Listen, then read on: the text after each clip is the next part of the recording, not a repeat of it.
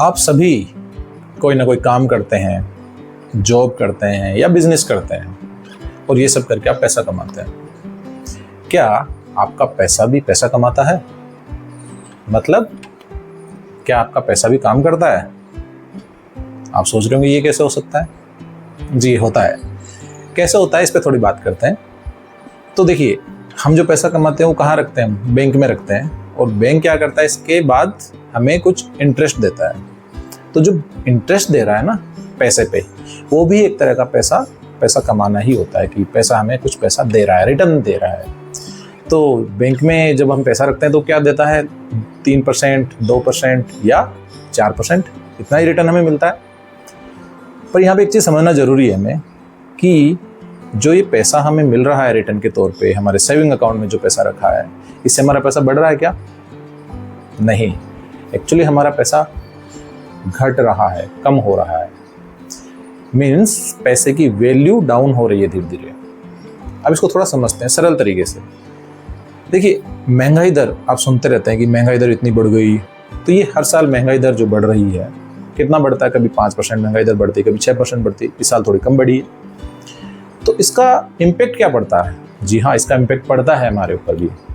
कैसे पड़ता है? मान लीजिए कि हमारे बैंक में 1 लाख रुपए रखे हैं। अब बैंक हमें क्या करता है? 3% हमें रिटर्न देता है एक इंटरेस्ट के रूप में। लेकिन महंगाई मान लीजिए 6% बढ़ी, तो हमारे पैसे की जो वैल्यू है वो कम हुई है। जैसे अगर आज हमारे पास 1 लाख रुपए है और 1 लाख रुपए से हम 100 चीज़ें खरीदते हैं, 1 साल बाद में हम 1 लाख रुपए से वो ही 100 चीज़ें नहीं खरीद सकते।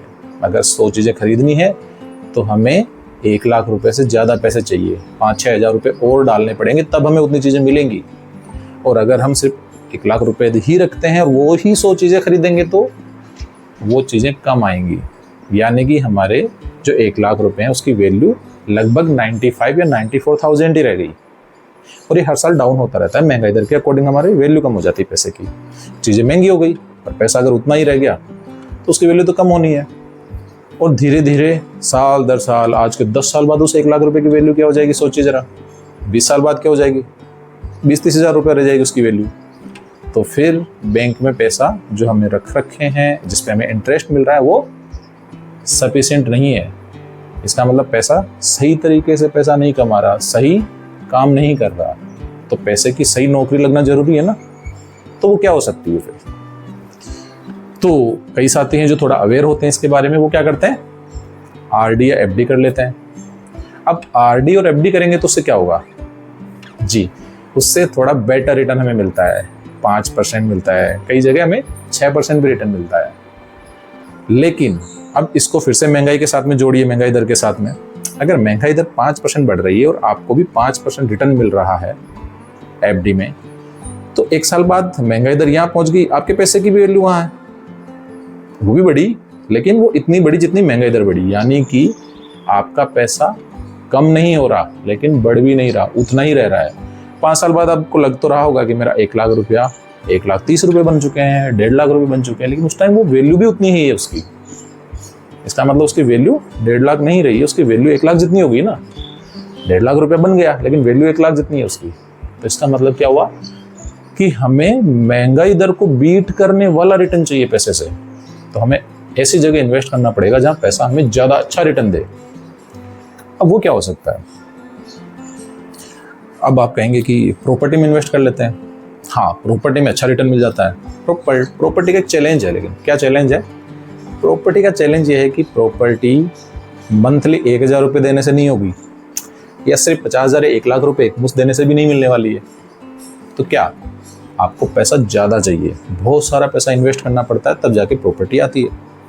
और जब आपको इमरजेंसी में कुछ पैसा चाहिए कि मुझे तो कल ही पैसा चाहिए, तो प्रॉपर्टी से एक दिन में पैसा नहीं मिलता है। उसमें टाइम लगता है पैसा आने में, प्रॉपर्टी को सेल करने में, बाय करने में टाइम लगता है। और जल्दीबाजी करने से रिटर्न डाउन भी मिलते हैं। तो चैलेंज तो ये भी है। मैं ये नहीं कह रहा कि प्रॉपर्टी लेना गलत है, सही है। लेकिन आप प्रॉपर्टी अपने रहने के लिए, अपने काम के लिए, अपने कई तरह की चीज़ों के लिए आप खरीदते हैं, तो एक बार आप ले सकते हैं, उसके बाद दूसरी बार लेने के लिए आसान नहीं है लेना। तो क्या ऐसा किया जाए कि कम पैसा लगे और रिटर्न ज़्यादा आ जाए और जब चाहे जब हमें पैसा मिल जाए? तो बहुत से लोग क्या करते हैं, LIC में इन्वेस्ट करते हैं, LIC में इंश्योरेंस लेते हैं। अब यहाँ पे एक चीज़ समझिए, LIC में इंश्योरेंस लेना ये रिटर्न के लिए नहीं होता, ये इंश्योरेंस के लिए होता है। हम कई बार इसको रिटर्न समझ लेते हैं। मैंने LIC करवाई आज और 20 साल बाद मुझे पैसा मिलेगा। आज LIC करवा रहे हैं और कोई कहता है कि 20 साल बाद आपको 5 लाख रुपए मिलेगा। अभी हमें लग रहा है कि बहुत ज़्यादा है, लेकिन 20 साल बाद वो पैसा बहुत कम है। जैसे अभी मेरे एक फ्रेंड है, उन्होंने LIC करवाई 2008 में, 2025 में उन्हें पैसा मिला 1.5 लाख रुपए। अब आप सोचिए 1.5 लाख रुपए की क्या वैल्यू आज। तो इसका मतलब है कि LIC रिटर्न के लिए नहीं हो रहा है, वो इंश्योरेंस के लिए था कि अगर इमरजेंसी कुछ हो गया आपको तो वो पैसा आपको मिल जाता है, उसी टाइम मिल जाता है। और वो इतना ज़्यादा नहीं होता कि परिवार जिंदगी निकाल देगा उसके पीछे, नहीं, इतना नहीं, बहुत कम पैसा मिल पाता है। दूसरा LIC में एक चैलेंज ये भी है कि अगर आप 20 साल की LIC लेते हैं और बीच में आपको जरूरत है और आप सरेंडर करना चाहते हैं तो पूरा पैसा नहीं मिलता है। आई थिंक 20 या 30% रुपए, 20-30% चार्ज करता है उसका। अब अपना ही पैसा है और अपने को चार्ज देना पड़ रहा है, तो हम सरेंडर भी नहीं करना चाहते उसको, और 20 साल 25 साल 30 साल तक इन्वेस्ट भी करते हैं, बहुत कम रिटर्न मिलता है उसका। इसीलिए वो इंश्योरेंस पर्पस है, इंश्योरेंस होना चाहिए। हेल्थ इंश्योरेंस लीजिए आप, वो सबसे बेस्ट है। टर्म इंश्योरेंस लीजिए, वो भी बेस्ट है। लेकिन रिटर्न की बात हम कर रहे हैं, रिटर्न कैसे अच्छा मिल सकता है। तो हम अपने पैसों के लिए कोई अच्छी सी जॉब ढूंढनी चाहिए हमको, जहाँ पे पैसा 12% 15% रिटर्न लेके दे हमें। अगर वो होगा तब हम महंगाई को बीट कर पाएंगे और हमारा पैसा बढ़ता चला जाएगा।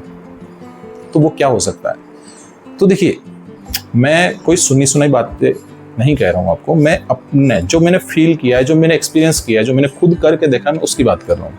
मैंने LIC भी की है, मैंने FD भी की है, लेकिन उनका रिटर्न बहुत कम है।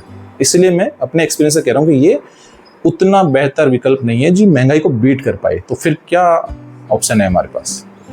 जी हाँ, एक चीज़ और है जो मैंने किया 2015 में, और आज मुझे जो रिटर्न मिल रहा है, एवरेज जो रिटर्न एनुअली मिल रहा है, वो 15% से ज़्यादा मिल रहा है मुझे। तो आखिर मैंने कहाँ इन्वेस्ट किया?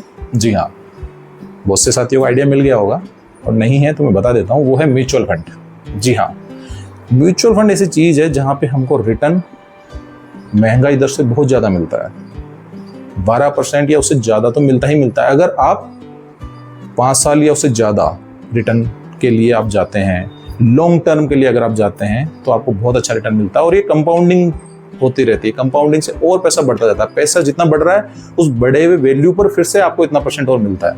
तो लॉन्ग टर्म में बहुत अच्छा वेल्थ क्रिएट हो जाता है आपका। दूसरी और अच्छी बात इसकी, आप महीने का 500 रुपये से भी शुरू कर सकते हैं। और आपको लगता है कि मुझे तो बढ़ानी है अपनी SIP मतलब मंथली एक सिस्टमेटिक तरीके से इन्वेस्ट करना, तो आप कभी भी उसको बढ़ा सकते हैं। आपको लग रहा है कि मुझे इस बार पैसा कम डालना है, या मुझे इस महीने मेरे पास पैसे नहीं, मैं नहीं डालना चाहता, स्टॉप कर सकते हैं उसको। जी हाँ, कभी आपको लगता है मेरे पास एक साथ पैसा आ गया 50,000 रुपये, 1 लाख रुपये, एक मुश्त भी डाल सकते हैं आप। और सबसे बढ़िया बात, आप अपने मोबाइल पे खुद कंट्रोल कर सकते हैं, अपने पैसे को देख सकते हैं कितना ग्रोथ हो रहा है, किस तरह से जा रहा है। चाहे जब आप उसको विड्रॉ कर सकते हैं, इन्वेस्ट कर सकते हैं, सब कुछ कर सकते हैं। तो ये मुझे सबसे बेटर विकल्प लगा। अब बात आती है तो फिर म्यूचुअल फंड हम लोग कैसे करें?